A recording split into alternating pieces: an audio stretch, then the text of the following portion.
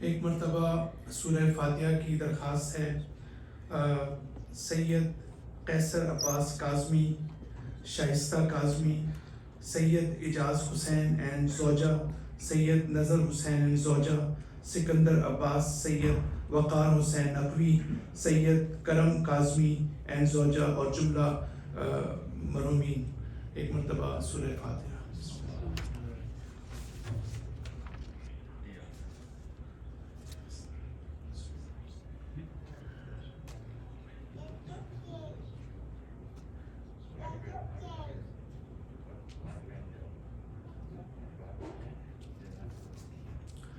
اعوذ باللہ من الشیطان الرجیم. بسم اللہ الرحمن الرحیم. الحمد للہ رب العالمین والصلاة والسلام علی سید الانبیاء والمرسلین ومولانا ابی القاسم محمد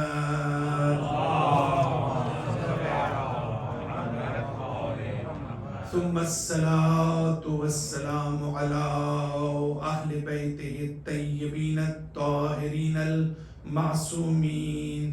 أما بعد فقد قال الحكيم في كتابه المجيد وفرقانه الحميد. بسم الله الرحمن الرحيم. ألا إن أولياء الله لا خوف علیہم ولا هم يحزنون. صلوات پڑھ دیں. عزیزان محترم، کل کی مجلس میں نے اپنے ٹاپک کو انٹروڈیوس کرایا تھا اور آپ کی خدمت میں عرض کیا تھا کہ ماہ محرم کے پہلے عشرے کی ان مجالس میں جس موضوع کو لے کر ہم انشاءاللہ آگے بڑھیں گے وہ spiritual growth and religious awareness, اس کے اوپر ہماری گفتگو ہوگی کہ ہم اپنے آپ کو کس طرح سے اسپریچولی جو ہے گرو کر سکتے ہیں، کس طرح سے اپنی اسپریچول ڈیولپمنٹ اور ریفائنمنٹ آف ہارٹ جو ہے اس کے اوپر ہم توجہ کر سکتے ہیں اور کرنی چاہیے. اور ساتھ ساتھ ریلیجیس اویئرنیس، یعنی مذہبی لحاظ سے ہماری جو اویئرنیس ہے، ہماری جو انڈرسٹینڈنگ ہے، ہمارا جو شعور ہے اور ہماری جو بصیرت ہے مذہب کے بارے میں، اس کو جو ہے سپرفیشل نہیں ہونا چاہیے، اس کو سطحی نہیں ہونا چاہیے، بلکہ اس کو ان ڈیپتھ انڈرسٹینڈنگ ہماری ہونی چاہیے مذہب کے بارے میں، دین کے بارے میں. اور یہ کہ اسپریچول گروتھ کی جب ہم بات کرتے ہیں اور ساتھ ساتھ جب ہم ریلیجیس اویئرنیس کی بات کرتے ہیں، اس میں سب سے امپورٹنٹ نقطہ جس پر توجہ کرنے کی ضرورت ہے وہ یہ ہے کہ ہم دین اور مذہب کو صرف آخرت کے لیے اور ثواب کے لیے اور بہشت کے حصول کے لیے اور جہنم سے نجات کے لیے استعمال نہ کریں، بلکہ دین اور مذہب جو ہے اس کو اپنی دنیاوی زندگی میں اس سے اپنے مسائل کو اور اپنی مشکلات کو حل کرنے کا وسیلہ قرار دیں. سبحان اللہ سبحان اللہ سبحان اللہ. اس مذہب کو محمد و آل محمد.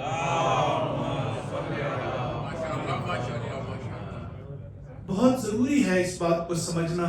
اور میں دوبارہ کچھ چیزیں جو ہے اس کا خلاصہ آپ کے سامنے رکھنا چاہتا ہوں. بہت سے ہمارے مومنین کل کی مجلس میں نہیں بھی تھے، تو اس لحاظ سے میں نے جو پہلا نقطہ بیان کیا تھا اس میں نے یہ عرض کیا تھا کہ اس پورے عشرے مجالس میں میری کوشش ہوگی کہ جو ہماری مس انڈرسٹینڈنگز ہیں، جو ہماری مس کنسیپشنز ہیں اور جو ہماری مذہب کے بارے میں جو ہماری اپروچ میں پرابلمز ہیں، میں ان کو بھی چاہتا ہوں کہ ہائی لائٹ کیا جائے تاکہ ہم صحیح معنی میں دینداری کو جو ہے سمجھ سکیں. تو میں نے کل جو نقطہ بیان کیا تھا وہ یہ کیا تھا کہ ہمارے ذہنوں میں یہ چیز موجود ہے کہ ہم نے عمل کیا اور عمل کرنے کے نتیجے میں ہمیں اس کا ثواب ملے گا. تو 2 سٹیجز پر ہم بات کرتے ہیں، لیکن جو اہم سٹیج ہے ہم اس کو سکپ کر دیتے ہیں اور اس کو ہم نظر انداز کر دیتے ہیں. یاد رکھیے گا، یہ جو جنت اور جہنم اور ثواب کا جو کنسیپٹ ہے، جو ریوارڈ ہے، یہ اس دنیا سے ہو کر گزرتا ہے. یعنی یہ ڈائریکٹ آپ اس پہ جمپ نہیں کر سکتے. یہ نہیں ہے کہ آپ نے نماز پڑھی اور آپ کو ثواب مل گیا، آپ نے روزہ رکھا اور آپ کو ثواب مل گیا، آپ نے زیارتوں پہ چلے گئے، حج پہ چلے گئے، آپ کو ثواب مل گیا. بلکہ اس کے درمیان کی ایک سٹیج ہے اور وہ ہے آپ کی عبادات کا آپ کے قلب پر اثر. جو تاثیر ہے وہ بہت امپورٹنٹ ہے. اللہ تعالیٰ کس طرح سے ایویلویٹ کرے گا ہمارے عمل کو، یہ بہت ضروری ہے اس کو سمجھنا. ہماری بہت سی چیزیں جو ہیں وہ اسی دنیا میں رہ جائیں گی. لہٰذا ہمیں یہ دیکھنا ہے کہ ہم اپنے عمل کو آخرت کے قابل کیسے بنا سکتے ہیں اور ثواب اور بہشت کے قابل کیسے بنا سکتے ہیں. تو جو تاثیر ہے عمل کی، یعنی آپ نے نماز پڑھی تو نماز کا آپ پہ اثر کیا ہوا. امام حسین کی مجلس میں آپ شامل ہوئے، آپ نے شرکت کی، اس کے بعد اس کی شرکت پہ آپ کو ثواب نہیں ملے گا، بلکہ اس کی شرکت کے نتیجے میں آپ میں جو تبدیلی آئی ہے اس پر آپ کو ثواب ملے گا. یعنی وہ جو لیول ہے ثواب کا، ہو سکتا ہے انیشیل ثواب سب کو ملے، لیکن وہ انیشیل ثواب بھی اس اثر پر ملے گا، اس تاثیر پر ملے گا کہ جو آپ کے قلب پر اس پر ہوئی ہے. کیوں؟ اور ہم نے کل کہا کہ تقوی اللہ تعالیٰ کہتا ہے معیار ہے. تم میں سے جو شخص میرے پاس قلب سلیم کے ساتھ آئے گا، قرآن کی آیت ہے واپس، اللہ تعالیٰ بہت واضح کہتا ہے تم میں سے جو شخص میرے پاس قلب سلیم کے ساتھ آئے گا، ساؤنڈنس آف ہارٹ کے ساتھ آئے گا، میں صرف اس کو قبول کروں گا. انما یتقبل اللہ من المتقین، میں صرف صاحبان تقوی کے عمل کو قبول کروں گا. اور تقوی جو ہے کوالٹی ہے ایک، اور وہ کوالٹی ہے ہمارے ہارٹ کی، ہمارے قلب کی، ہماری روح کی. جب تقوی کا لفظ آتا ہے، اور تقوی ہی ہر چیز کی بنیاد ہے اور ہماری تاثیر تقوی کی صورت میں، تو میں نے کل کہا تھا کہ ہم جو چیز حاصل کرتے ہیں وہ ہمارا تقوی بنتا ہے. What we are getting out of it، یعنی وہ ہمارے لیے امپورٹنٹ. اس کے نتیجے میں جو تبدیلی ہمارے اندر آتی ہے وہ یہ ہے کہ اس کے بعد سے ہماری توجہ جو ہے صرف عمل پر نہیں ہوگی، بلکہ عمل کے نتیجے میں جو اس کی تاثیر ہے ہمارے قلب پر، اس پر ہماری توجہ ہوگی. اس کو ہم اپنی زندگی میں جو ہے وہ اہمیت دیں. تو اسپریچولیٹی کے اوپر ہم نے تھوڑا سا میں نے ایکسپلین کیا کہ اسپریچول انسان جو ہے وہ ایک مذہبی انسان اور ریلیجیس پرسن سے ہائر لیول اس کا ہوتا ہے. ہو سکتا ہے آپ مذہبی ہوں، ہو سکتا ہے آپ دیندار ہوں، ہو سکتا ہے آپ 5 وقت کی نماز پڑھتے ہوں، آپ بہت بڑے عزادار ہوں، لیکن آپ میں اسپریچولیٹی نام کی کوئی چیز نہ ہو، آپ میں اخلاقیات نام کی کوئی چیز نہ ہو، آپ میں ایتھکس اور موریلٹی اور اسپریچولیٹی نام کی کوئی چیز نہ ہو. اس کو سمجھنا بہت ضروری ہے. کبھی ہم یہ جو ہوتا ہے نا فیلنگ آف فلفلمنٹ، یہ بڑی خطرناک فیلنگ ہے کہ میں یہ فیل کرنا شروع کر دوں کہ میں جو ہوں مجھ سے بڑا دیندار، مجھ سے بڑا مذہبی، مجھ سے بڑا اسپریچول، مجھ سے بڑا جنت کا مستحق کوئی نہیں ہے، مجھ سے بڑا عزادار کوئی نہیں ہے، مجھ سے بڑا اہل بیت سے محبت کرنے والا نہیں ہے. یہ جو فیلنگ آف فلفلمنٹ ہے یہ کبھی کبھی ہمارے لیے بہت خطرناک ہوتی ہے. اور اس کی وجہ یہ ہے کہ اسپریچول پرسن ہوتا کون؟ اسپریچول پرسن وہ ہوتا ہے، میں اس کو مختلف اپنی لیولز کے اوپر میں اس کی تعریف کرتا چلا جا رہا ہوں تاکہ وہ صفات معلوم ہو جس اسپریچول ڈیولپمنٹ کی ہم بات کر رہے ہیں، تاکہ ہمارے پاس وہ پیمانہ اور وہ سٹینڈرڈ اور کرائٹیریا موجود ہو کہ ہمیں یہ پتہ چلے کہ میں کیسے اپنے آپ کو اسپریچول کہہ سکتا ہوں. تو اسپریچول پرسن وہ ہوتا ہے جو اپنی حقیقت کو صحیح معنی میں سمجھتا ہے، اپنے لیول کو سمجھتا ہے، اپنی پوزیشن کو سمجھتا ہے کہ میری ایکچوئل پوزیشن کیا ہے، میرا ایکچوئل اسپریچول لیول کیا ہے. ایکچولی خدا کے نزدیک میں کیا حیثیت رکھتا ہوں، میں آئمہ کے نزدیک کیا حیثیت رکھتا ہوں. یہ نہیں ہے کہ میں اپنے طور پر جو ہے وہ ایزیوم کرنے لگوں کہ جی مجھ سے بڑا محبت کرنے والا کوئی نہیں، مجھ سے بڑا عزادار کوئی نہیں، مجھ سے بڑا جو ہے عبادات کرنے والا کوئی نہیں. یہ دو چیزوں کو آپس میں اس میں فرق کرنا ہمارے لیے جو ہے وہ بہت ضروری ہے. تو اسپریچولیٹی میں ایک چیز یہ ہے کہ ہم جب اپنے آپ کو اسپریچولی ڈیولپ کرنا چاہتے ہیں تو اسپریچول پرسن وہ ہوتا ہے کہ جو جب یہ اس کائنات کو ایکسپیرینس کرتا ہے. دیکھیں ایکسپیرینس کا لفظ بڑا امپورٹنٹ ہے میری اسپیچز کے اندر. یعنی کل بھی میں نے کہا کہ حضرت ابراہیم علیہ السلام نے اللہ تعالیٰ سے کہا کہ رب ارنی کیف تحیی الموتى، پروردگارہ تو یہ بتا کہ تو زندہ کیسے کرتا ہے مردوں کو. اللہ تعالیٰ نے کہا اولم تؤمن، کیا تم ایمان نہیں رکھتے؟ کہا پروردگارہ میں ایمان تو رکھتا ہوں لیکن لیطمئن قلبی، لیکن میں چاہتا ہوں کہ میں اطمینان قلب حاصل کروں. تو اطمینان قلب ایک ہائر لیول ہے ایمان کا. ہو سکتا ہے آپ میں ایمان ہو سکتا ہے آپ مومن ہو، لیکن آپ میں ٹرینکویلٹی آف ہارٹ آپ کے اندر موجود نہ ہو. آپ کے اندر جو ہے وہ آرام اور سکون اور اطمینان قلب جو ہے وہ آپ کے اندر موجود نہ ہو. تو ابراہیم چاہتے تھے کہ وہ ایکسپیرینشل نالج کرے. جب آپ ایکسپیرینس سے گزرتے ہیں تو اس کے نتیجے میں جو آپ کو بصیرت حاصل ہوتی ہے وہ بہت امپورٹنٹ ہے ہماری زندگی کے اندر. تو اسی طریقے سے جب آپ ایکسپیرینس کرتے ہیں اس کائنات کو تو آپ اس میٹیریلسٹک لائف میں زندگی گزار رہے ہیں، آپ اس مادی دنیا میں زندگی گزار رہے ہیں. اس مادی دنیا کی بعض جگہ آپ کے مشکلات حل ہو جاتی ہیں، آپ کے مسائل حل ہو جاتے ہیں. آپ بیمار ہوتے ہیں، آپ کو ڈاکٹرز کے اوپر آپ کو ٹرسٹ ہوتا ہے، آپ کو پتہ ہے اچھے سے اچھا ڈاکٹر ہے، اچھے سے اچھا میڈیکل ٹریٹمنٹ مجھے ملے گی، اور آپ ٹھیک بھی ہو جاتے ہیں. لیکن ہماری ہی زندگی میں ہم میں سے اکثر لوگ، اللہ تعالیٰ کہتے ہیں لَقَدْ خَلَقْنَا الْإِنسَانَ فِي كَبَدٍ، میں نے انسان کو مشکلات اور مصیبتوں میں پیدا کیا. یعنی آپ ان مصائب سے اپنے آپ کو نکال نہیں سکتے. یاد رکھیے گا یہ ہو نہیں سکتا کہ آپ اس دنیا میں زندگی گزاریں اور آپ ایڈورسٹیز اور ہارڈ شپس آپ کو فیس نہ کرنی پڑیں. تو آپ کو کسی نہ کسی صورت میں، لہٰذا اسپریچولیٹی کا ایک یہ ہے جب آپ ایکسپیرینس کرتے ہیں تو ایک وقت ایسا آتا ہے ہماری زندگی میں جب یہ جو میٹیریلسٹک باؤنڈریز ہیں وہ ہمارے اوپر تنگ ہو جاتی ہیں.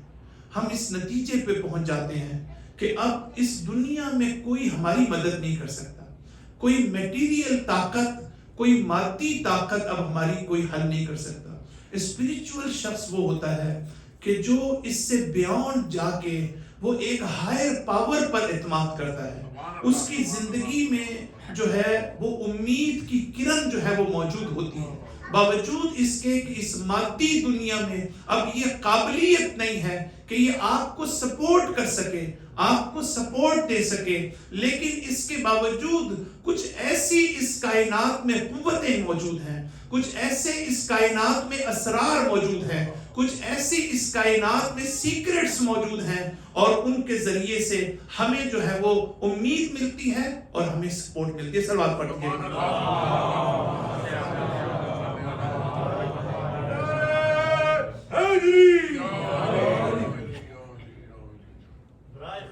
امام المتقین صلوات.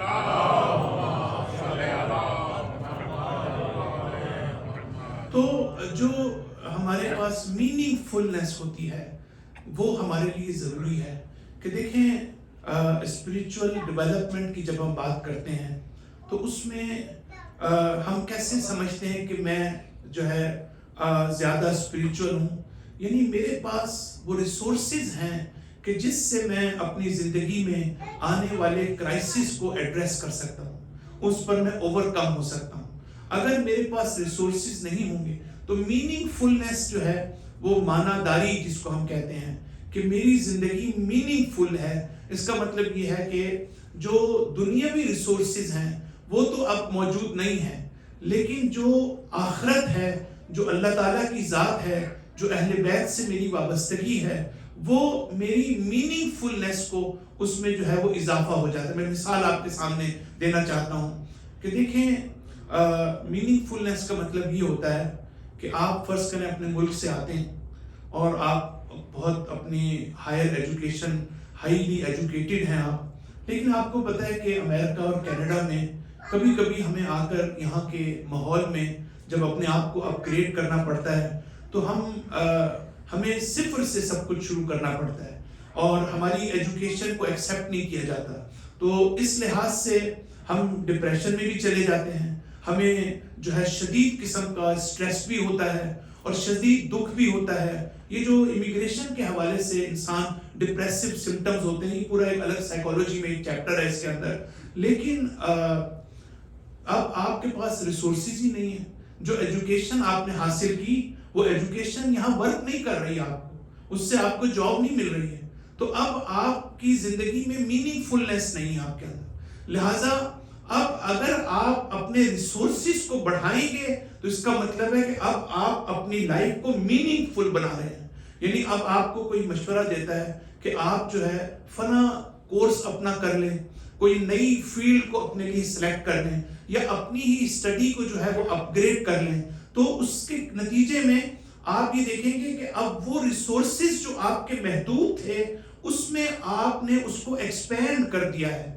جب وہ ایکسپینڈ ہو جاتے ہیں تو آپ میں ڈپریشن بھی نہیں ہوتا, آپ میں سٹریس بھی نہیں ہوتا, آپ میں پریشانی بھی نہیں ہوتی, آپ میں انزائٹی بھی نہیں ہوتی, آپ میں اضطراب بھی نہیں ہوتا. تو آپ نے دیکھا کہ میننگ فل ہونا کتنا ضروری ہے. وہ لوگ جو امام حسین علیہ السلام کے لیے گریہ کرتے ہیں, ہم جو امام حسین کی عزاداری کرتے ہیں, یہ عزاداری بار بار میں چاہتا ہوں یہ کہنا, یہ عزاداری صرف ثواب کے لیے نہیں ہے, یہ عزاداری صرف جنت میں جانے کے لیے نہیں ہے. اس کو بہت ہمیں سمجھنے کی ضرورت ہے. یہ اس دنیا میں ہمارے لیے جو ہے وہ سورس آف اسٹرینتھ ہے. یہ اس دنیا میں ہماری مشکلات کو دور کرنے کا ہمارے لیے ذریعہ ہے. یہ ہماری لائف کو میننگ فل بناتا ہے. وہ کس طریقے سے؟ ابھی میں نے حال ہی میں اپنی ایک مجلس اصالہ ثواب کی پڑھی تھی. وہاں میں نے مصائب سے پہلے میں نے اس نقطے کی طرف اشارہ کیا اور میں نے یہ کہا تھا کہ جب آپ کا اپنا عزیز جو ہے اس دنیا سے چلے جاتا ہے, آپ اس کے غم میں روتے ہیں, آپ اس کا غم مناتے ہیں, لیکن آپ کو سکون نہیں ملتا, آپ کو آرام نہیں ملتا اپنے اس عزیز کے جانے سے. لیکن جب آپ اسی کو کنیکٹ کر دیتے ہیں امام حسین پر اپنے گریے سے, جب امام حسین کے اوپر آپ گریہ کرتے ہیں تو پھر اس کے نتیجے میں آپ ٹرانسینڈ کرتے ہیں, آپ اسینڈ کرتے ہیں, آپ اپنے آپ کو ایلیویٹ کرتے ہیں. اس کے نتیجے میں آپ اپنے غم کو جو ہے ٹرانسفارم کرنے میں کامیاب ہوتے ہیں. صلوات پڑھ دیجیے ایک مرتبہ. بڑا فرق ہے کہ ہم اپنے عزیز پر جب گریہ کرتے ہیں, جب ہم امام حسین پر گریہ کرتے ہیں. امام حسین کے غم میں نکلے ہوئے آنسو جو ہیں وہ ٹرانسینڈنٹل ایفیکٹ رکھتے ہیں, یعنی وہ ہمیں جو ہے ایک عظمت کا احساس دلاتے ہیں. وہ ہمیں ایک ہائر پاور اور ایک قدرت و طاقت کے ایک سرچشمے سے ہمیں کنیکٹ کرتے ہیں. وہ آنسو اس میں اور عام آنسوؤں میں ہمارے لیے جو ہے بہت فرق ہے. تو یہ میننگ فلنس ہماری لائف کا ہونا بہت ضروری ہے. اور اس کے ساتھ ساتھ ہم نے کہا کہ امید کا جو لیول ہے, یہ جو ہوپ ہے ہماری زندگی میں, یہ بہت امپورٹنٹ چیز ہے. ہم جب اسپریچول اسیسمنٹ کرتے ہیں تو وہاں ہم ایک یہ بھی دیکھتے ہیں کہ پیشنٹ جو اس وقت شدید کرائسس میں ہے اس کا لیول آف ہوپ کتنا ہے, وہ امید کتنی ہے اس کے اوپر, اور اس کا براہ راست اس کی جو ہیلنگ ہے اس کے اوپر اس کا اثر ہوتا ہے. جتنا ہوپ زیادہ ہوگی, جتنی کمٹمنٹ زیادہ ہوگی, جتنی کریج زیادہ ہوگی, جتنی امید زیادہ ہوگی, اتنا ہی جو میڈیکل ٹریٹمنٹ ہے اس کا مثبت اثر ہوگا. لیکن جتنا مریض جو ہے ہوپلیس ہوگا, جتنا مایوس ہوگا, جتنا نا امید ہوگا, جتنا زیادہ اضطراب اور انزائٹی کا شکار ہوگا, جتنا زیادہ وہ فیل کرے گا فیئر اور خوف اپنی زندگی میں, اتنا ہی اس میں جو ریکوری کے چانسز ہیں وہ کم ہوتے چلے جاتے ہیں. تو اس لحاظ سے امید جب انسان میں ہوتی ہے، اور یہ صرف پیشنٹس کے لیے اور ہاسپٹل سیٹنگ میں اور کلینیکل سیٹنگ میں نہیں ہے، بلکہ یہ ہماری زندگی میں اس کی امپورٹنس ہے. میں صرف کوئی میڈیکل کے حوالے سے آپ سے بات نہیں کر رہا ہوں، بلکہ ہوپ 3 کام کرتی ہے. دیکھیں خاص طور پر امید جو ہوتی ہے انسان میں، اس میں ایک تو یہ کام کرتی ہے امید کہ آپ کے جو غم اور اندوہ، جو مشکل ہے، جو پرابلم ہے، اس کو قابل برداشت بناتی ہے. یعنی ہماری زندگی میں ہم سب کے ایکسپیرینس ہیں، کسی کی نہ کسی مصیبت سے ہم گزر رہے ہوتے ہیں، جو کرائسس سے ہم اپنی زندگی میں گزرتے ہیں. جب امید ہوتی ہے تو اس امید کے نتیجے میں اس کرائسس کو ہم ٹالریبل بنا سکتے ہیں، اس کو ہم برداشت کرنے کے قابل ہو سکتا ہے. اور دوسری جو بڑی امپورٹنٹ چیز ہے جس پر ہمیں توجہ کرنے کی ضرورت ہے، اور وہ یہ ہے کہ جب ہم امید ہمارے پاس ہوتی ہے، جب ہوپ کا پرنسپل ہمارے پاس ہوتا ہے، تو یہ ایک سورس آف اسٹرینتھ ہے ہمارے لیے. یہ ہمارے لیے ایک طاقت اور قوت کا سرچشمہ ہے. اس لیے کہ جب امید ہوتی ہے تو اس کے ساتھ ساتھ ہم جو ہے وہ نیگیٹو آؤٹ کمز جو ہوتے ہیں وہ اس کی طرف بھی ہم اس کے لیے پہلے سے تیار ہوتے ہیں. یہ جو ہماری زندگی میں اچانک کرائسس آتے ہیں، اچانک ڈائگنوز ہو جاتا ہے، اچانک کوئی بیماری آ جاتی ہے، تو ہم جو ہے وہ ڈیپسٹ لیول پر ہم ڈپریشن میں چلے جاتے ہیں. ہم فریز ہو جاتے ہیں اس کو سن کے خبر کو. اس کی کیا وجہ ہے؟ اس کی وجہ یہ ہے کہ ہم نے کبھی ایکسپیکٹ نہیں کیا ہوتا، ہم نے اپنے آپ کو پہلے سے تیار نہیں کیا ہوتا.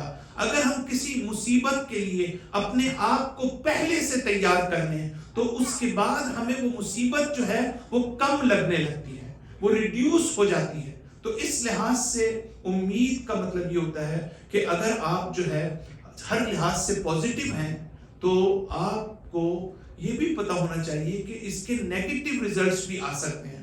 تو نیگیٹو ریزلٹ آنے کی صورت میں کیا آپ اس کے لیے تیار ہیں یا نہیں ہیں؟ تو یہ جو ان نون ہماری زندگی میں، جس کو ہم ان نون کہتے ہیں، یعنی بہت سی چیزیں ہیں جو ان نون ہوتی ہیں اور ہمارے سب کانشیس میں ہوتی ہیں، جو ہمارے لاشعور میں ہوتی ہیں، لیکن ہم ان پر فوکس نہیں کرتے، ہم ان پر توجہ نہیں کرتے. ہماری زندگی میں آنے والی جو مصیبتیں ہیں وہ ان نون ہیں اور ہم جو ہے وہ ان پر فوکس نہیں کرتے. اور جب وہ نون بن جاتی ہیں تو اس وقت جو ہے ہم کرائسس میں چلے جاتے ہیں. تو اس لحاظ سے ہمارے لیے بہت ضروری ہے کہ ہم یہ جو دین ہے، مذہب ہے، یہ قرآن ہے، ہم ان کو اپنے لیے اسٹرینتھ بنائیں اس دنیا کے اندر. اپنے کرائسس کو، اپنی مشکلات کو جو ہے ہم اس کے اندر وہ کریں اور اپنے آپ کو ٹرانسینڈ کرنے کی کوشش کریں، اپنے آپ کو جو ہے وہ آمادہ کریں، تیار کریں. اور پھر یہ جو ہم نے کل بات کی کہ انچینجیبل جو ہمارے ذہن میں ہوتا ہے کہ ایک چیز جو ہے وہ انچینجیبل ہے، تو جو خوشی ہے، پرابلم ہمارے ساتھ یہ ہوتی ہے کہ جو ہماری زندگی میں خوشی ہے، ہیلتھ ہمارے لیے خوشی ہے. اگر ہم ہیلتھی ہیں تو یہ خوشی کی بات ہے. جب انسان اس دنیا میں خوش ہوتا ہے تو خوشی تو اچھی بات ہے، لیکن ایک چیز اچھی نہیں ہے کہ انسان ساتھ یہ سوچتا ہے کہ یہ خوشی دائمی بھی ہے، یہ خوشی جو ہے پرماننٹ بھی ہے، یہ خوشی جو ہے یہ کانسٹنٹ بھی ہے. یہ چیز ہے جو آپ کو مشکل پیدا کرتی ہے آپ کی زندگی میں. یہ ہے جو آپ کو سائیکولوجیکلی ڈسٹرب کرتی ہے جب یہ مشکل جو ہے آپ کے. اسی طرح غم بھی جب آپ کو آتا ہے تو آپ اس کو پرماننٹ سمجھ لیتے ہیں. تو کوئی چیز بھی اس دنیا میں پرماننٹ نہیں ہے، کوئی چیز بھی اس دنیا کے اندر جو ہے وہ ایسا نہیں ہے کہ جو تبدیل ہونے والی نہ ہو. اللہ تعالیٰ کہتے ہیں میں ایام کو جو ہے وہ گھماتا ہوں، حالات کو تبدیل کرتا رہتا ہوں. تو یہ چیز قرآن ہمیں یہ بہت امپورٹنٹ پرسیپشن اور ورلڈ ویو دیتا ہے کہ ہم ان آیات کے اوپر واقعا اپنی زندگی کے اندر جو ہے ہم غور کریں اور ہم ان کے اندر جو ہے وہ ہم ان کے اوپر خاص طور پر ہم توجہ کریں. تو اس کے ساتھ ساتھ ہم نے یہ بات کی کہ ایک اسپرچول شخص وہ ہوتا ہے کہ جو زندگی میں کچھ ویریبلز ہوتے ہیں اور کچھ ان ویریبلز ہوتے ہیں، کچھ ان چینجیبل چیزیں ہوتی ہیں، کچھ چینجیبل ہوتی ہیں. ایک وقت ایسا آتا ہے انسان کی زندگی میں جب وہ اس مقام تک پہنچ جاتا ہے سمجھ جاتا ہے کہ اب میری زندگی میں یہ جو حالات آئے ہیں یہ اب تبدیل نہیں ہو سکتے، یہ میری ڈیسٹنی کا حصہ ہے، یہ میری سرنوشت اور میری تقدیر کا حصہ ہے. یہ ہم نے اس کو کیسے سمجھنا ہے، میں اس کو کل تھوڑی سی شاید وضاحت نہیں میں کر سکا. اس میں سب سے امپورٹنٹ چیز یہ ہے کہ ہم نے اپنی پوری کوشش کر لی، ہم پوری سٹرگل کرتے ہیں اپنے لیے بہتر سے بہتر حالات کو پیدا کرنے کے لیے. ہماری کوشش، ہماری سٹرگل اور ہماری جد و جہد میں کوئی کمی نہیں ہونی چاہیے، لیکن اس جد و جہد کے نتیجے میں پھر بھی ہم یہ دیکھتے ہیں کہ کچھ حالات جو ہیں وہ ہمارے موافق نہیں ہیں، ہمارے مطابق نہیں ہیں، تو اس وقت جو ہے انسان کو اس کے سامنے سر جھکا دینا چاہیے. انسان کو اپنی ڈیسٹنی کے سامنے اور رضائے الہی کے سامنے جو ہے سر جھکانا، یہ ہے ہماری اسپریچول ڈیولپمنٹ. کتنا ہماری زندگی میں ہوتا ہے کہ ہم اس نتیجے پر پہنچتے ہیں، البتہ ہم نے کوشش پوری کرنی ہے، لیکن اس کے بعد اگر نتیجہ ہمارے حق میں نہ ہو تو ہمیں اس کے سامنے سر جھکانا اور اس کو تسلیم کرنا اور سبمیسو ہونا جو ہے یہ بہت ضروری. صلوات پڑھ دیجیے ایک مرتبہ.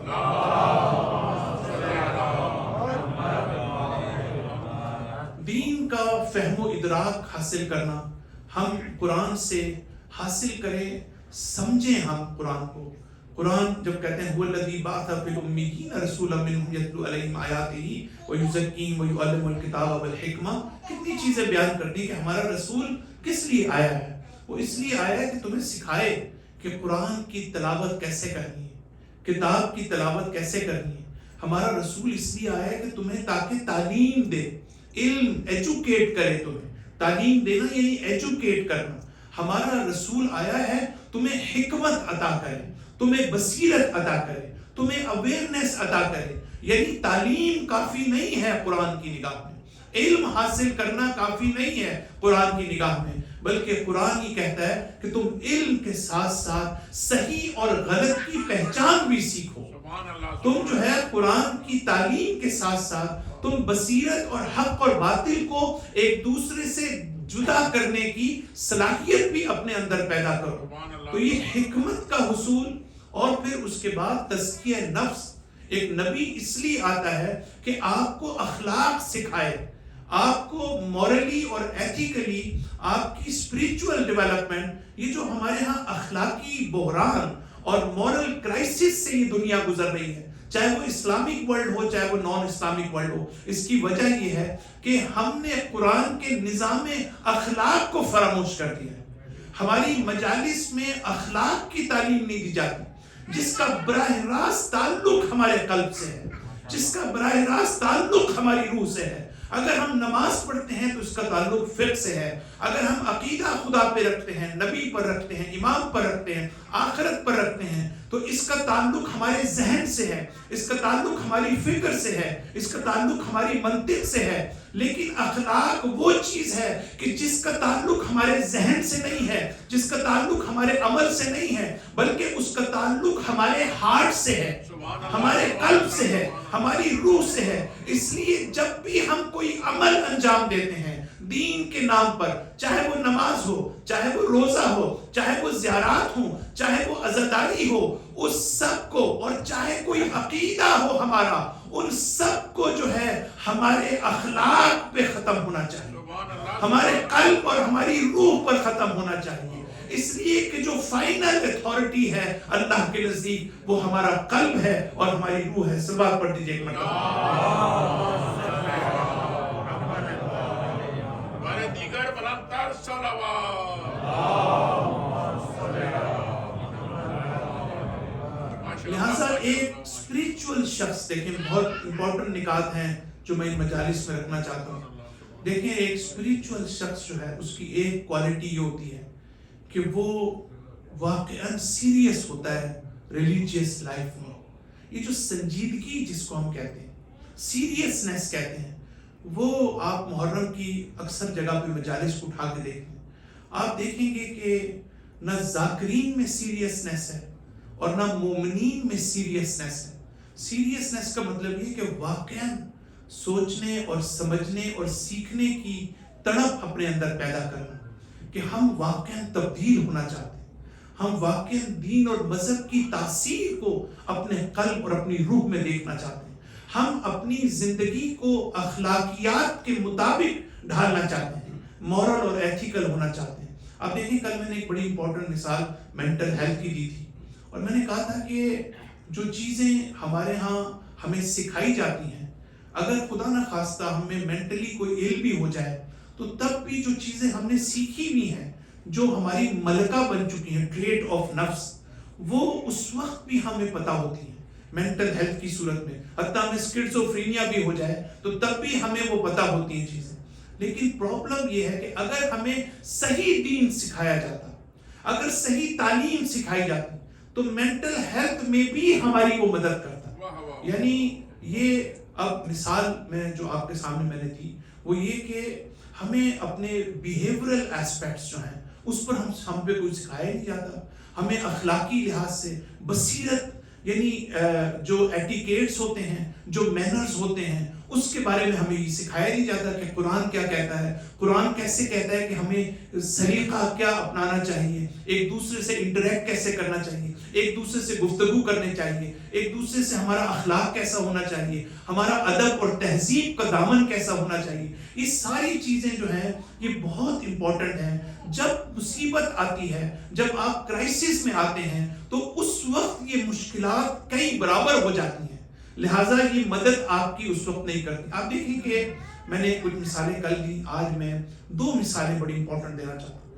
آپ نے کبھی غور کیا کہ جب انسان اس دنیا سے چلا جاتا ہے اور ہم اس کی جو بریل اس کی پروگرام ہوتا ہے اس میں ہم شرکت کرتے ہیں، تو ہم اس میں ایک جو ریچولز ہیں ہمارے، وہ کیا ہے؟ تلقین پڑھنا۔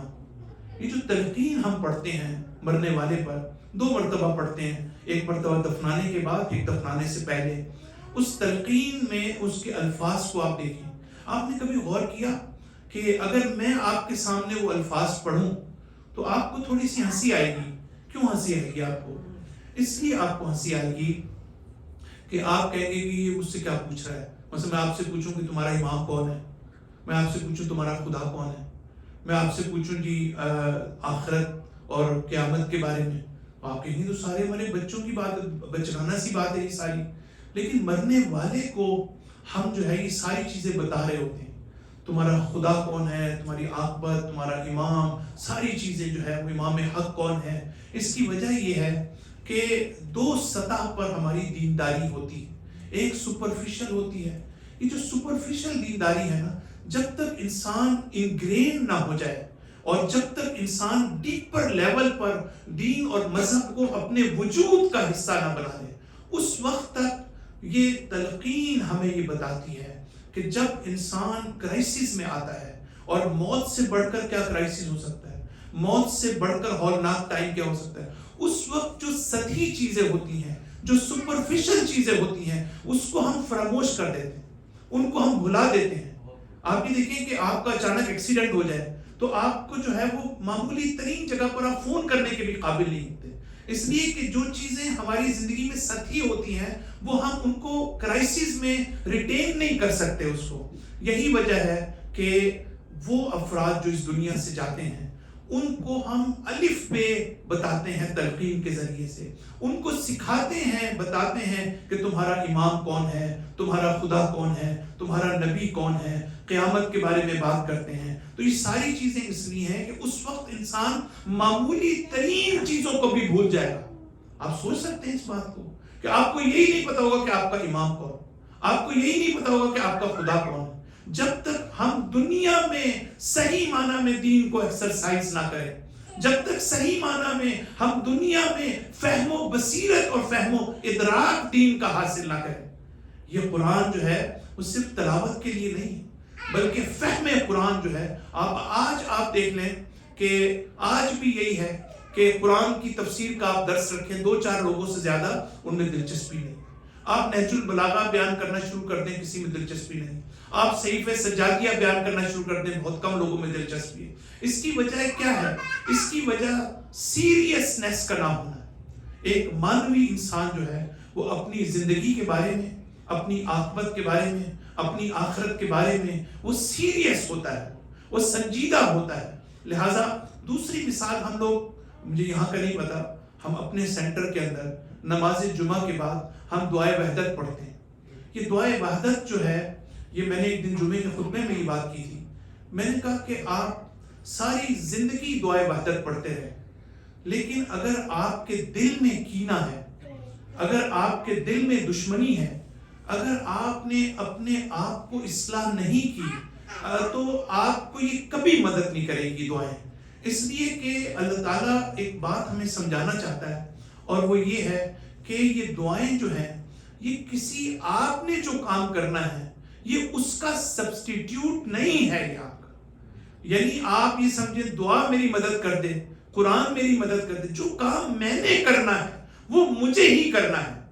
اگر مجھے اپنے آپ کو اندر سے تبدیل کرنا ہے تو مجھے تبدیل کرنا ہے تو قرآن مجھ پر اثر ہوگا. قرآن کہتا ہے ہدی للمتقین، میں ہدایت ہوں متقین کے لیے، ان کے لیے جن کے اندر کچھ ہے، جو اپنے آپ کو تیار کر چکے ہیں، جو اپنے اندر ریڈینس رکھتے ہیں. اگر تمہارے اندر ابتدائی لیول کا تقوی نہیں ہے، اگر تمہارے اندر انسانیت نہیں ہے، اگر تمہارے اندر ابتدائی لیول کی عقل نہیں ہے، اگر شعور نہیں ہے، فہم و ادراک نہیں ہے، تو اس قرآن کا تم پر کوئی اثر نہیں ہوگا.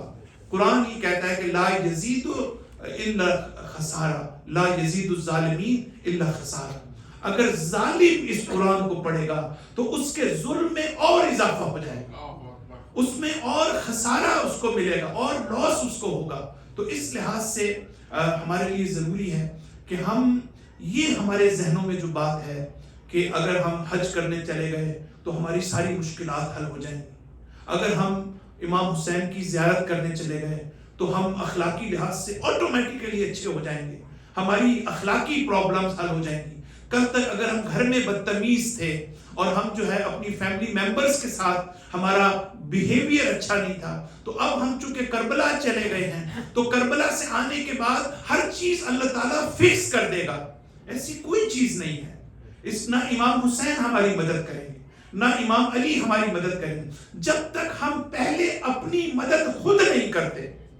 یہ سب سے زیادہ امپورٹنٹ ہے ہمارے لیے کہ ہم جب تک ریڈی نہیں ہوں گے، تیار نہیں ہوں گے، جب تک ہمارا اندر کا واعظ ہمارا موجود نہیں ہوگا، اندر ایڈمونیشن ہمارا موجود نہیں ہوگا، اس وقت تک باہر کا ایڈمونیشن جو ہے کوئی ہماری مدد نہیں کر سکتا.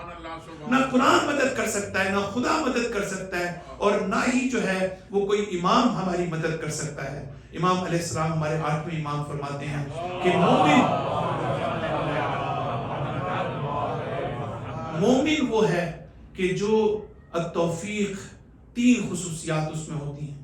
ایک التوفیق من اللہ، کہ اس کے پاس اللہ کی توفیق ہوتی ہے. دیکھیں اللہ کی جو توفیق ہے وہ بھی اس کو بھی سمجھنے کی ضرورت ہے کہ ہمارے پاس توفیق کا مطلب ہے کہ ہمارے پاس وسائل موجود ہیں، ہمارے پاس امکانات موجود ہیں، لیکن ہم ان کو ایکسیس نہیں کر پاتے، ہم ان سے فائدہ نہیں اٹھا سکتے. ہمارے پاس اسکول ہے لیکن ہمارے بچے اسکول میں نہیں جا سکتے. ہمارے پاس سینٹر ہے لیکن ہم سینٹر میں جانے کی توفیق ہمیں نہیں ہے. ہمارے پاس عالم ہے، عالم سے ہمیں کچھ سیکھنے کا ہمیں توفیق نہیں. یہ توفیق کا اس سے تعلق ہے، یعنی یہ کہ اللہ تعالیٰ جو ہے کسی طرح سے میری اس ایکسیس کو آسان بنا دے اور ہم آہنگ کر دے اور کمپیٹیبل بنا دے، تاکہ وہ چیز جو میرے سامنے موجود ہے اس چیز سے میں استفادہ کر سکوں. اور امام کہتے ہیں کہ واعظ فی نفسہ، اس کے دل میں واعظ ہونا چاہیے، اندر اس کے اندر بیدار ہونا چاہیے. سیلف اکیوزنگ جو سول ہے آپ کی، کہ جو آپ کا ضمیر اور وجدان ہے وہ بیدار ہونا چاہیے. اور تیسری چیز کہ وہ کہتے ہیں کہ قبول ممن ینصحہ، کہ جب اس کو کوئی نصیحت کرے تو اس نصیحت کو قبول کرنے کی صلاحیت رکھتا ہو. یہ بہت امپورٹنٹ ہے کہ ہمارے ہاں عام طور سے جب آپ کسی کو نصیحت کریں، کوئی اچھی بات بتائیں، تو وہ اور اوفینڈ ہو جاتا ہے، وہ اس کو سننے کے لیے تیار نہیں ہوتا. امام علیہ السلام فرماتے ہیں کہ مومن کی صفات میں سے ایک یہ ہے کہ اگر اس کو کوئی صحیح نصیحت کرتا ہے تو اس نصیحت کو جو ہے وہ بنیادی طور پر سننے کے لیے تیار ہو اور اس کو قبول کرنے کے لیے تیار ہو. صلوات پڑھ دیجیے ایک مرتبہ.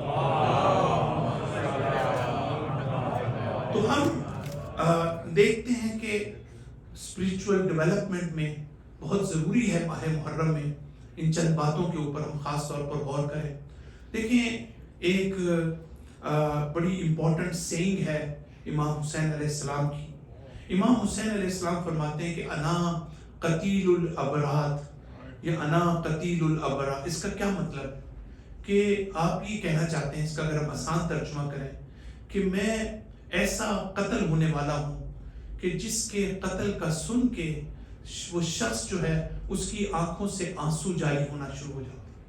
تو یہ جب ہم بات کرتے ہیں تو اس کو سمجھنا ضروری ہے. یہ الابراد یہ الابر جو ہے یہ عبور کرنا اور عبرت کا لفظ بھی اسی سے ہے. جب تک ہم ان دو چیزوں کو سامنے نہیں رکھیں گے, قرآن کہتا ہے فَاعْتَبِرُوا يَا أُولِي الْأَبْصَارِ, اے صاحبان بصیرت تم اپنی زندگی میں عبرت حاصل کرنا سیکھو, تم اپنی زندگی میں لیسن حاصل کرنا سیکھو. اور عبرت کا تعلق کس سے ہے؟ عبور کرنے سے.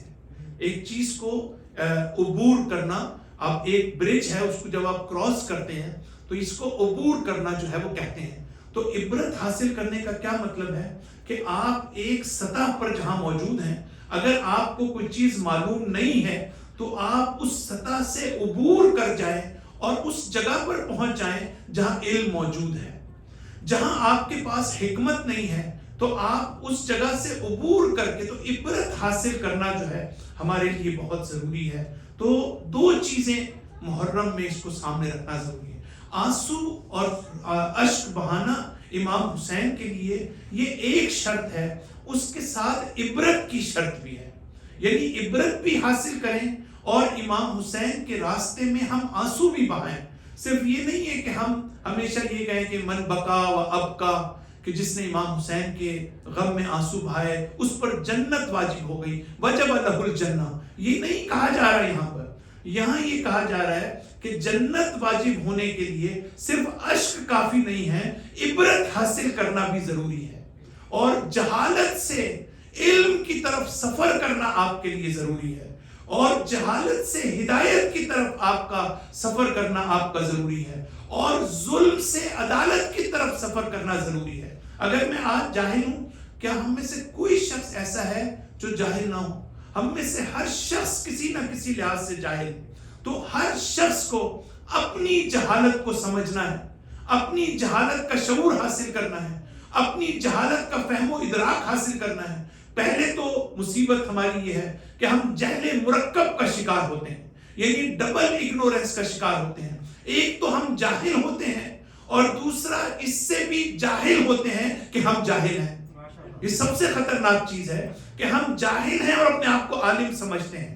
تو پہلے تو اپنے آپ کو صحیح مقام پر رکھنا ہمارے لیے بہت ضروری ہے کہ ہم اپنی جہالت کو, اپنی کم علمی کو, اپنی ڈیفیشنسی کو, اپنی شارٹ کمنگ کو, اپنے عیب اور نقص کو ہم اس کو سمجھیں کہ ہمارے اندر یہ پرابلم پائی جاتی ہے. اس کے بعد ہم ان مجالس کے ذریعے سے, معارف اہل بیت کے ذریعے سے, قرآن کی آیات کے ذریعے سے ہم اس جہالت سے کہ جس لیول پر ہم ہیں اپنے آپ کو علم کی طرف سفر کریں, نالج کی طرف سفر کریں.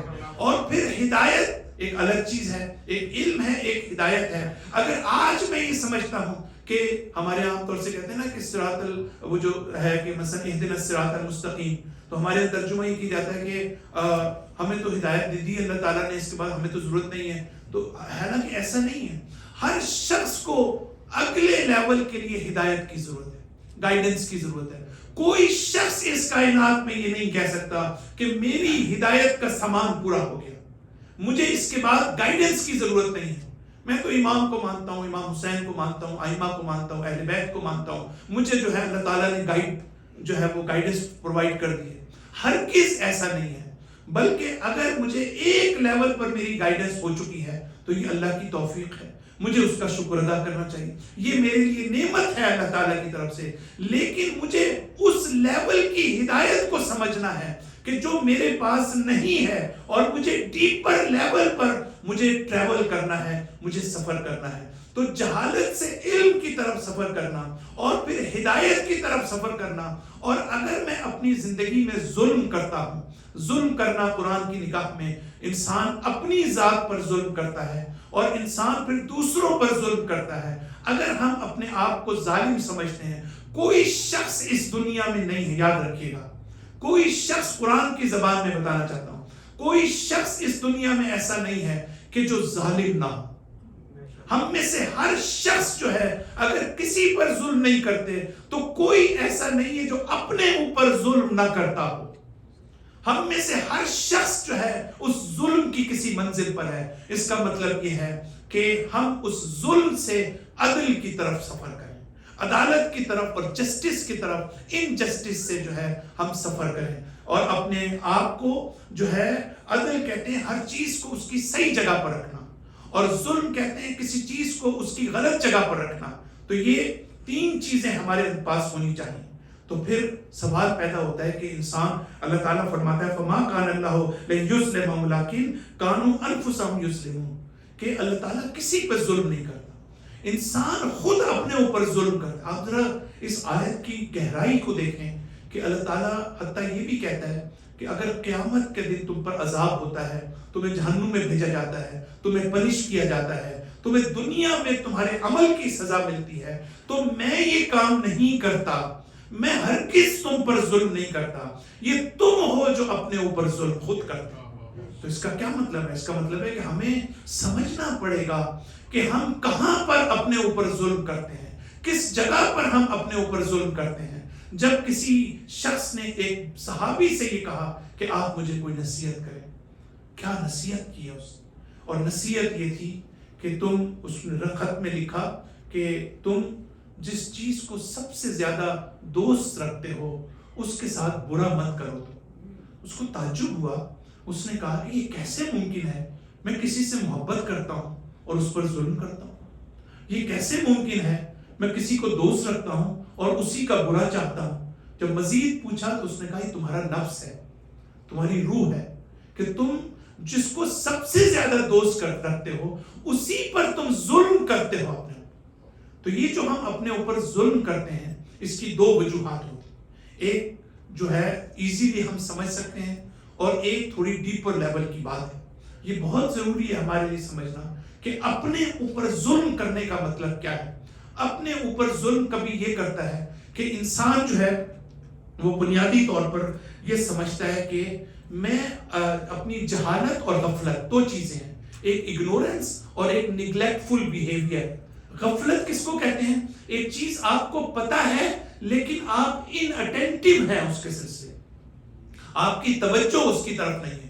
قرآن زیادہ تر غفلت کی بات کرتا ہے، فراموشی کی بات نہیں کرتا۔ قرآن کم اس کے اوپر فوکس کرتا ہے کہ آپ کسی چیز کو بھول جاتے ہیں۔ قرآن بار بار تذکرے کی بات کرتا ہے، قرآن تذکر کی بات کرتا ہے، قرآن ریمائنڈر کی بات کرتا ہے، قرآن یاد دہانی کی بات کرتا ہے۔ یاد دہانی اس کو کرائی جاتی ہے جو پہلے سے کسی چیز کو جانتا ہو۔ تو اس کا مطلب ہے کہ غافل ہونا کا مطلب ہے کہ آپ ان اٹینٹیو ہیں، آپ کی توجہ دلانا چاہتا ہے قرآن، آپ کو سکھانا نہیں چاہتا کچھ۔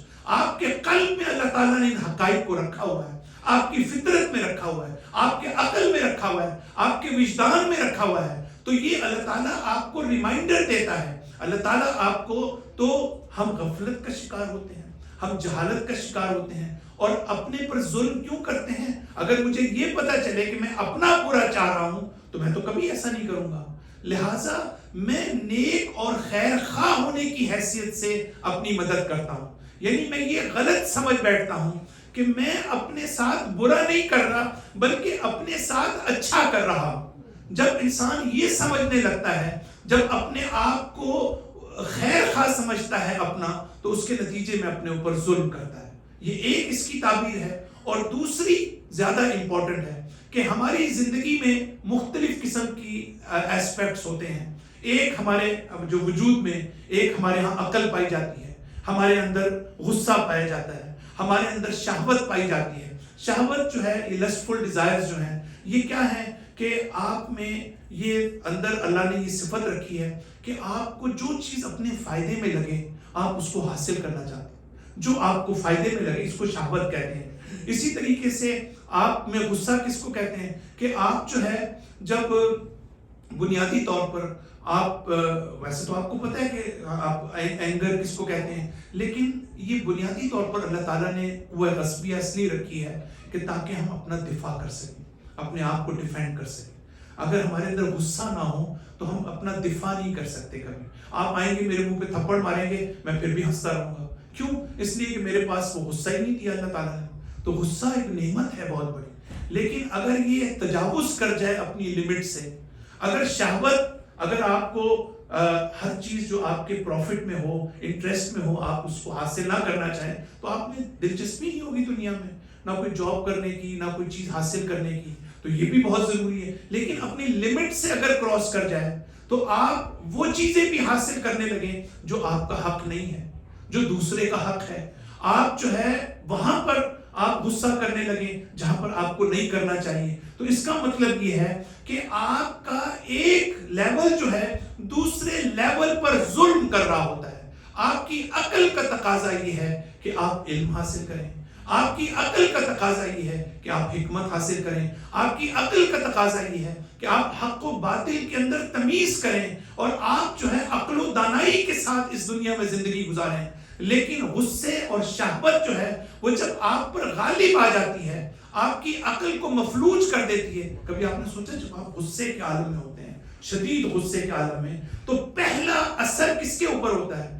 پہلا، آپ جب کسی پہ غصے میں ہوتے ہیں زبردستی، جو غلط ہے، تو آپ دراصل دوسرے پر ظلم کر رہے ہیں. بہت توجہ کیجئے، آپ دوسرے پر ظلم کر رہے ہوتے ہیں جب آپ کسی پر غلط موقع پر غصے ہوتے ہیں اور شدید آپ فیلنگ آف اینگر اور آپ ایکسپریس کر رہے ہوتے ہیں اپنے اینگر کو. لیکن قبل اس کے کہ آپ دوسرے پر ظلم کریں، آپ اپنی عقل پر ظلم کر رہے ہوتے ہیں، اپنے عقل و شعور پر آپ ظلم کر رہے ہوتے ہیں. لہٰذا اپنے اوپر انسان جب ظلم کرتا ہے تو قرآن یہی بات کرنا چاہتا ہے کہ ہم اشک، آنسو اور عبرت، ان دونوں چیزوں کے ساتھ ہمیں آگے بڑھنا ہے تاکہ ہم جہالت سے علم کی طرف، ہم جہالت سے ہدایت کی طرف، ہم ظلم سے عدالت کی طرف جو ہے اپنی زندگی میں ہم سفر کر سکیں. اور اسی وقت ہم سفر کر سکتے ہیں جب ہمیں ظلم کی نیچر کا پتہ ہو، جب ہمیں ظلم کی ڈیپسٹ لیولز کا پتہ ہو اور پھر ہمیں عدالت کا شعور بھی ہو، تو تب ہم اپنے آپ کو جو ہے وہ بہتر کر سکتے ہیں، اپنی اصلاح کر سکتے ہیں، اسپریچولی اپنے آپ کو ڈیولپ کر سکتے ہیں، اپنے ہارٹ کو ریفائن کر سکتے ہیں. یہ وہ چیزیں ہیں کہ جو ہم سے جس چیز کا تقاضا کیا گیا. سوال پڑھ دیجئے ایک مرتبہ.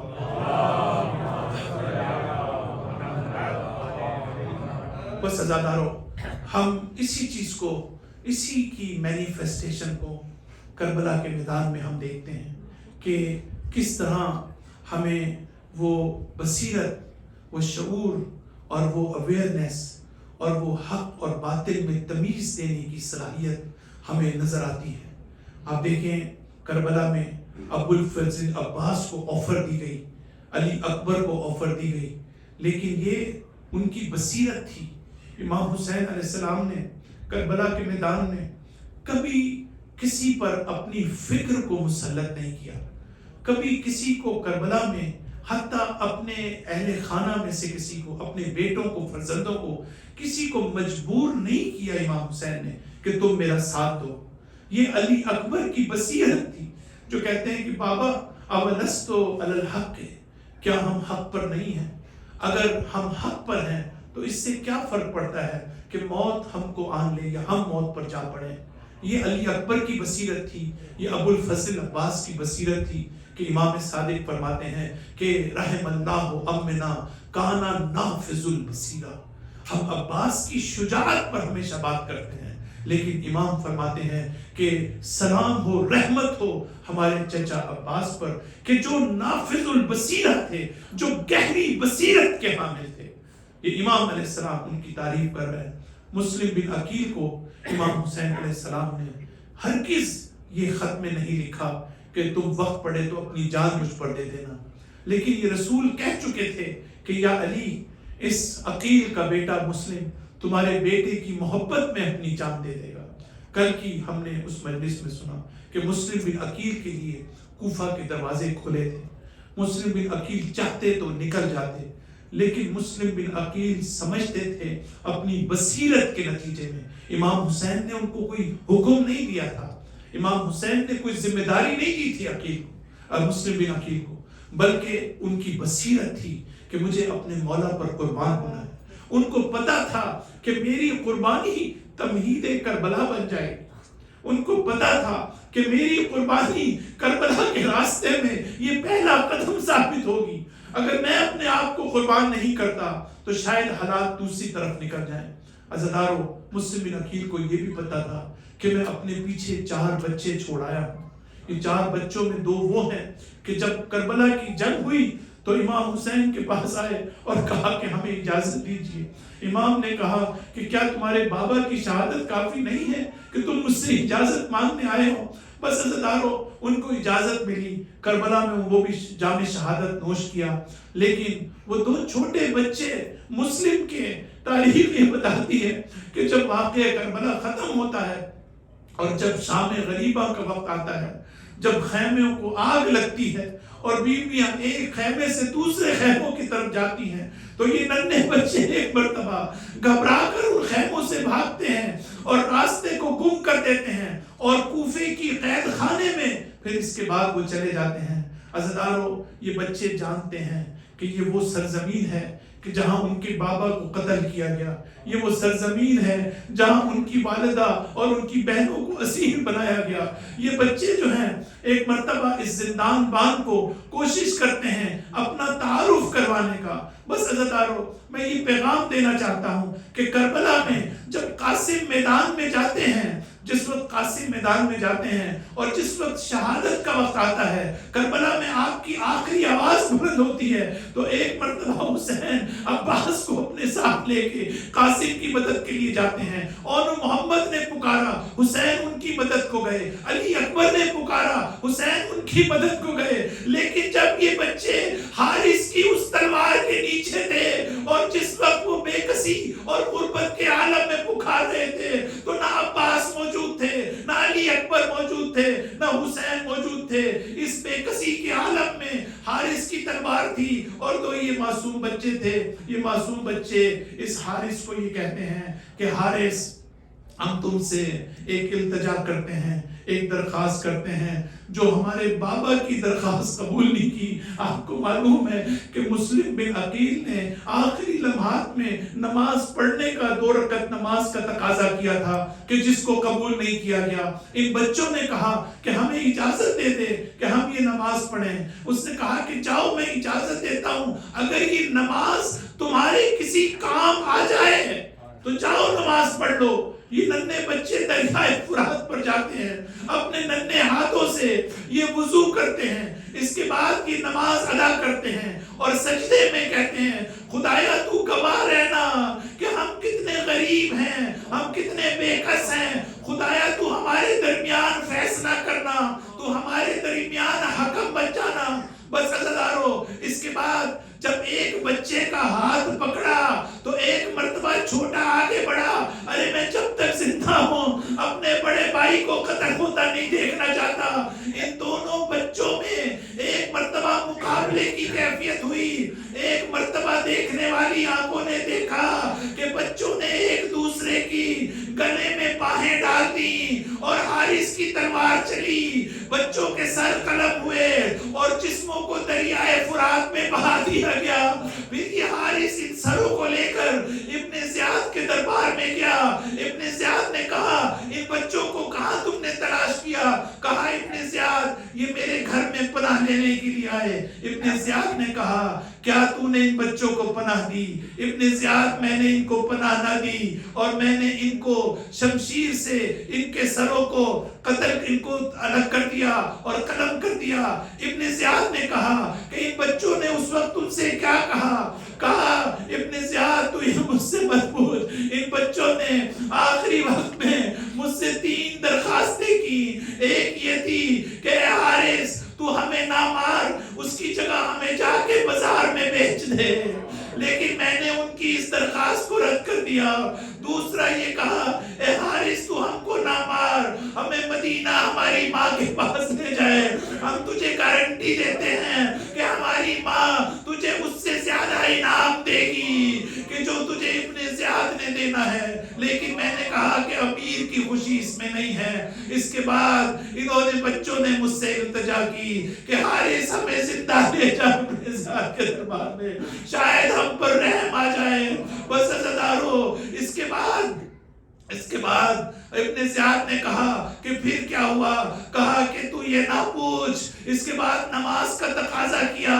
میں نے نماز پڑھنے کی اجازت دی اور پھر بس وہ وقت آیا کہ اس کے بعد ابن زیاد نے حارث کا سر قلم کرنے کا حکم دیا اور کہا کہ جاؤ, ان بچوں کی دعا قبول ہو گئی ہے. عزادارو, اس طرح مظلومیت کے عالم میں ان بچوں کو شہید کر دیا گیا. لیکن کوفے میں یہ روایت مشہور ہوئی کہ شام ڈھلتے ہی دریائے فرات کے کنارے ایک کالی چادر میں بی بی آتی تھی اور اپنے بچوں کو روتی تھی. الا لعنت اللہ علی قوم الظالمین سيعلم الذين ظلموا أي منقلب ينقلبون. اللهم اغفر للمؤمنين والمؤمنات والمسلمين والمسلمات الأحياء منهم والأموات. تابع بيننا وبينهم بالخيرات إنك مجيب الدعوات إنك على كل شيء قدير برحمتك يا أرحم الراحمين. شہزاد کاظمی جو ہیں بہت بیمار ہیں, خصوصی طور پر ان کے لیے دعائے شفا کی درخواست کی گئی ہے. ہم سب دعا کرتے ہیں کہ اللہ تعالیٰ جو ہے وہ ان کو جلد از جلد شفا عطا فرمائے, ان کو صحت عطا فرمائے. اور اس کے علاوہ تمام مومنین جو بیمار ہیں, بیمار کربلا کے صدقے میں انہیں شفا کاملہ عنایت فرمائے. وصلی اللہ علی محمد وعلی آلہ طیبین الطاہرین المعصومین.